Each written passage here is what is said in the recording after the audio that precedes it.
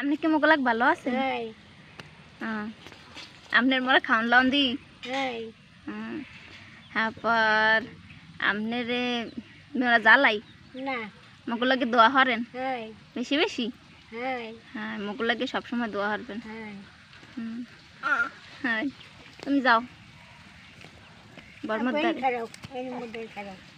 এই মগো দাদু বয়স হয়েছে যাইয়া প্রায় 200-র কাছাকাছি। সবাই আল্লাহকে দোয়া হরবেন বলছেন